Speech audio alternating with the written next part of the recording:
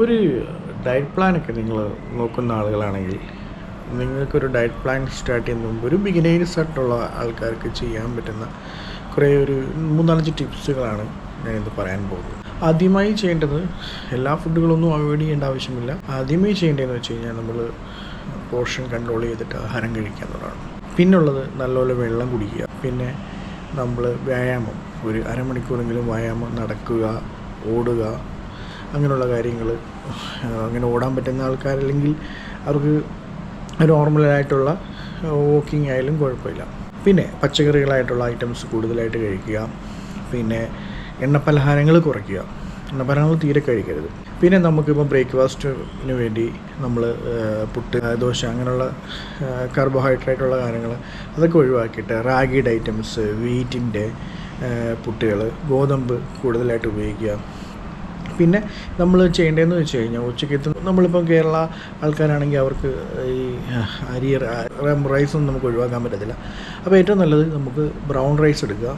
Just ഇപ്പം fry ഒക്കെ ഒഴിവാക്കാൻ പറ്റുന്നെങ്കിൽ ജസ്റ്റ് ഒരു ചെറിയൊരു ഫ്രൈയോ എന്തെങ്കിലും എടുത്തിട്ട് തോരനൊക്കെ തേങ്ങയിട്ടുള്ള കാര്യങ്ങളൊക്കെ തോരൻസ് ഉണ്ട്, അതൊക്കെ ചെയ്തിട്ട് കുറച്ച് ഒരു ശകലം ഒരു ക്വാണ്ടിറ്റി നമ്മൾ നോക്കുവാണെങ്കിൽ അത് കറക്റ്റായിട്ടുള്ളത് ഞാൻ അടുത്തൊരു വീഡിയോയിൽ ഇത് പറയാം, എത്ര ക്വാണ്ടിറ്റി എത്ര ഗ്രാം കഴിക്കാമെന്നുള്ളത്.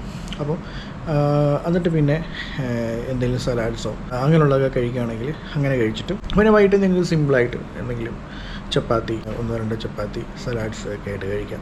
പിന്നെ നിങ്ങളുടെ ടീ ടൈമിൽ നിങ്ങൾ ഈ ബനാന ഫ്രൈസ്, പിന്നെ എണ്ണ പലഹാരങ്ങളൊന്നും കഴിക്കരുത്. ഇപ്പോൾ ബേക്കറി ഐറ്റംസ് തീരെ, മധുരംസ് കുറയ്ക്കുക, വെള്ളം നല്ലോണം കുടിക്കുക, എക്സസൈസ് ചെയ്യുക.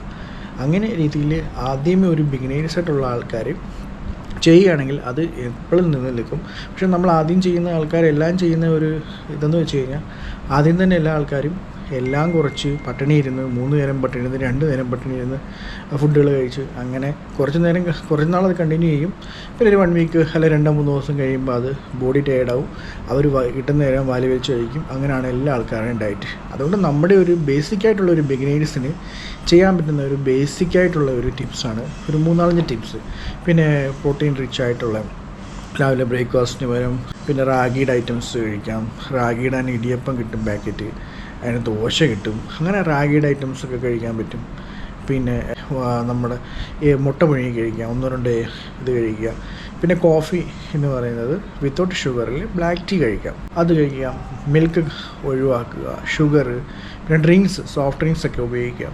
ഇങ്ങനെ കുറച്ച് ദിവസം ഇങ്ങനെ മെയിൻറ്റെയിൻ ആക്കി പോയിട്ട് നിങ്ങൾ പിന്നെ സ്റ്റാർട്ട് ചെയ്ത് നിങ്ങളുടെ ബോഡി അതുമായിട്ടൊന്ന് മെറ്റബോളിസമൊക്കെ നിങ്ങളുടെ അതുമായിട്ടൊന്ന് കൺട്രോൾ ആയതിനു ശേഷം നിങ്ങൾ അടുത്ത ഒരു ഡയറ്റ് പ്ലാൻ ഒക്കെ ഇത് പ്രോപ്പറായിട്ടൊരു 1 മന്തെങ്കിലും പോവുകയാണെന്നുണ്ടെങ്കിൽ പിന്നെ അത് കഴിയുമ്പോൾ നിങ്ങൾക്ക് ഏതെങ്കിലും നിങ്ങളുടെ ബോഡിയുടെ ഒരു നേച്ചർ അനുസരിച്ച് ഏതാണ് ഫുഡ് കൂടുതൽ കഴിക്കുന്നത്, ഏതാണ് കൂടുതൽ കഴിക്കാൻ ഇഷ്ടം, അപ്പോൾ അതിനെയൊക്കെ ഇത് ചെയ്തിട്ട് സ്പെഷ്യലായിട്ടുള്ള ഒരു ഡയറ്റ് പ്ലാൻ എടുത്ത് ചെയ്യുകയാണെങ്കിൽ നിങ്ങൾക്ക് ഇതിനെക്കാട്ടിലും എഫക്റ്റോട് കൂടി നിങ്ങൾക്ക് അത് ലോങ് ടൈമായിട്ട് കണ്ടിന്യൂ ചെയ്യാൻ പറ്റും.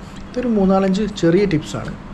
അപ്പം ഞാൻ ഇനിയും കുറേ ടിപ്സുകളുമായിട്ട് ഓരോരോ ടിപ്സും എന്തൊക്കെ പല ആൾക്കാർക്കുള്ള ഡയറ്റ് പ്ലാൻസ് PCOD ഉള്ളവർക്കുണ്ട്. പിന്നെ ഒന്നും കഴിക്കാതെ തന്നെ വണ്ണം വെക്കുന്ന ആൾക്കാർ, അങ്ങനെ എല്ലാവർക്കും ഉള്ള ഫാറ്റ് ഒത്തിരി ബേൺ ചെയ്യണം, അങ്ങനെയുള്ള എല്ലാവർക്കും സ്പെഷ്യലായിട്ടുള്ള കുറേ ഡയറ്റ് പ്ലാൻസൊക്കെ ഞാൻ എൻ്റെ ഈ ഒരു യൂട്യൂബ് ചാനലിൽ അപ്ലോഡ് ചെയ്യുന്നുണ്ട്. അപ്പം നിങ്ങൾക്കത് നോക്കിയിട്ട് നിങ്ങൾക്ക് യൂസ്ഫുൾ ആയതാണെങ്കിൽ ട്രൈ ചെയ്ത് നോക്കുക, നല്ല റിസൾട്ട് കിട്ടും.